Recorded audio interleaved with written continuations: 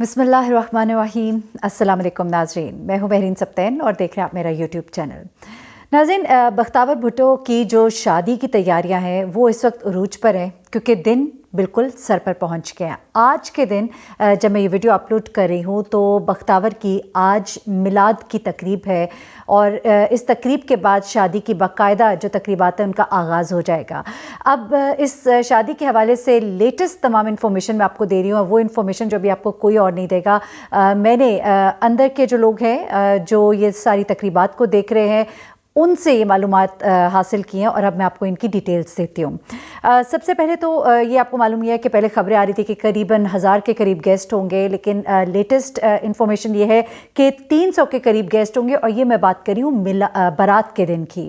बाकी दिनों की डिटेल्स भी मैं आपको देती हूँ। सबसे पहले तो ये कि ये तकरीबात जो हैं ये भी सादगी से ही होंगी। जिस तरह के पहले इनकी मंगनी की जो तकरीब थी वो सादगी से हुई थी, बड़ी एलिगेंट एक तकरीब थी, आउटडोर हुई थी, बिलावल हाउस में हुई थी और आपने देखा था कि बड़ा ही खूबसूरत एक सेट लगाया हुआ था। एक्सपेंसिव नहीं लेकिन ब्यूटीफुल सेट, और जिस तरह के कपड़े बख्तावर ने पहने थे बहुत ही खूबसूरत और एक स्टाइल था डिज़ाइनर। ख़ासतौर इनकी शॉल जो है वो बड़ी मशहूर हुई थी जिस पर जो एक प्रिंट था, ख़ासतौर पे उन्होंने उसको बताया कि जो उसमें मुख्तलिफ़ तस्वीर थी उनमें से कुछ उनकी यादें वाबस्ता हैं। उनकी वालदा की भी तस्वीर थी उसके अंदर और मुग़ल आर्ट और इस तरह का एक मिक्सचर था उस तस्वीर के उस शॉल के अंदर। तो इस तरह की एक ड्रेसिंग की थी और बिल्कुल इसी तरह की एक यूनिक ड्रेसिंग जो है उनकी शादी पर भी देखने को आपको मिलेगी और मेहंदी पर भी। लेकिन तकरीब जो है उसी तरह सादगी से होगी लेकिन पुरवक्कार होगी। इनके जो फियांसे हैं उन्होंने, आपको याद होगा, क्रीम कलर का ड्रेस था और उन्होंने कश्मीरी शॉल ली हुई थी और कुछ इसी तरह की ईस्टर्न जो है ड्रेसिंग है वो बारात के लिए, अलबत्ता वेस्टर्न टाइप ड्रेसिंग है इनके फियांसे की वलीमे पर। अलबत्ता अभी हम बात करते हैं ज़रा बारात की और मेहंदी की और मिलाद की। ये जो कुछ अभी होगा और ये पूरा एक वीक लॉन्ग फंक्शन प्लान है जो कि होगा 24 से लेके 30 तारीख तक। 30 तारीख है बारात की, 29 तारीख है निकाह की। यानी कि बारात और निकाह, हम ज़्यादातर ये होता है कि बारात और निकाह एक ही रोज़ होते हैं, लेकिन निकाह जो है वो बारात से एक दिन पहले है। और 27 तारीख को है मेहंदी, यानी कि जनवरी की 27 तारीख को मेहंदी है और 24 यानी कि आज के दिन है मिलाद की तकरीब रखी गई। यानी कि 24 के बाद 27 को मेहंदी, यानी 2 दिन के बाद मेहंदी का फंक्शन है और उसके एक दिन के बाद निकाह है और उसके एक दिन बाद यानी कि अगले ही दिन 30 तारीख को बारात का फंक्शन है। अब इस तकरीब में, बारात की तकरीब में तो 300 के करीब लोग बुलाए जा रहे हैं। आपको याद होगा कि मंगनी की तकरीब में भी जो इनके फियांसे की फैमिली, उनकी तरफ से कोई 15 के करीब गेस्ट थे, उनके फैमिली के लोग थे और बख्तावर की भी कुछ दोस्तें थी उसमें और बाकी जो है बहुत करीब करीब के लोग थे। पार्टी के भी अहम लोग उसके अंदर इनवाइटेड थे। अब इस फंक्शन के अंदर कौन लोग इनवाइटेड है, SOPs इस दफ़ा क्या रखे गए हैं, ये भी ज़रा मैं आपको बता देती हूँ।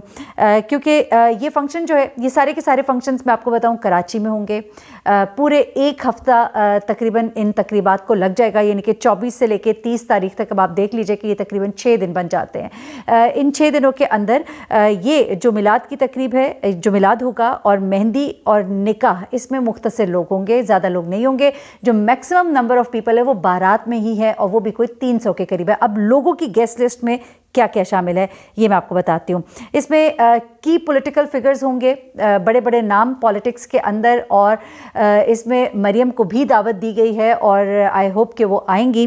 उसके बाद जो मिलिट्री लीडर्स हैं उन्हें भी बुलाया गया है, जुडिशल हेड्स को भी बुलाया गया है, यानी कि वो अहम शख्सियात जो बड़े बड़े ओहदों पर फायज़ हैं उन्हें बुलाया गया है और पार्टी के अहम रहनुमाओं को बुलाया गया है। बख्तावर की चंद एक दोस्तें हैं, बहुत मुख्तसर सी 3 से 4 दोस्तें हैं जिसके बारे में मुझे बताया गया जो मंगनी में भी थी, और वही दोस्तें जो हैं इनकी बारात के फंक्शन में भी होंगी।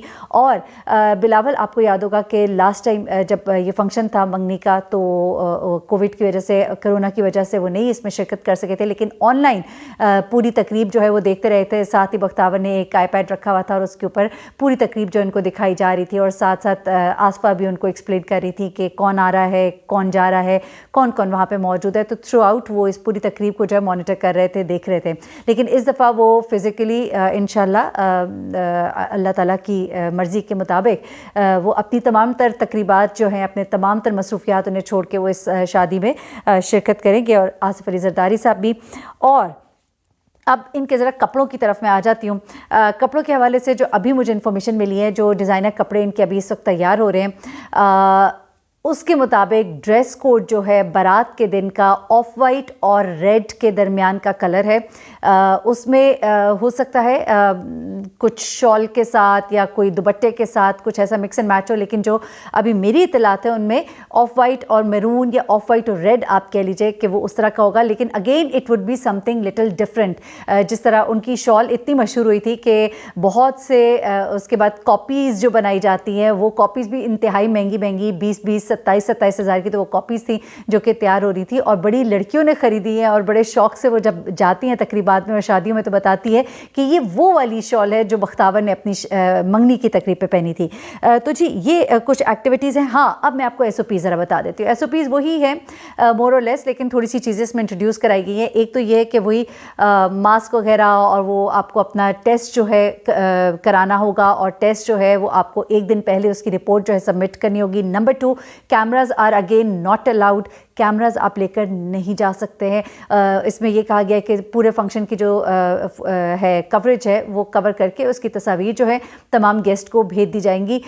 तो एक ये भी चीज़ इसके अंदर एडेड है। प्लस ये है कि कोविड का वो ख्याल करते हुए, क्योंकि आपको याद है कि सिंध हुकूमत ने हमेशा बड़ा शोर मचाया, हमेशा ही जब से ये मामला सारा शुरू हुआ है कि छुट्टियाँ दी जाएँ, ये किया जाए, स्कूल कॉलेजेस बंद किए जाएँ। लेकिन हमने ये भी देखा बड़ी अफसोस के साथ कि जो PDM के जलसे होते रहे और जो ये तमाम तर पॉलिटिकल एक्टिविटीज़ होती रही, वहाँ पर इन तमाम चीज़ों को बालाए ताक रखा गया और बिल्कुल इनका ख्याल नहीं किया गया, जिसकी वजह से हमने देखा कि बिलावल भी जो है वो कोरोना का शिकार हुए और अपनी बहन की मंगनी की तकरीब में भी वो शिरकत नहीं कर सके।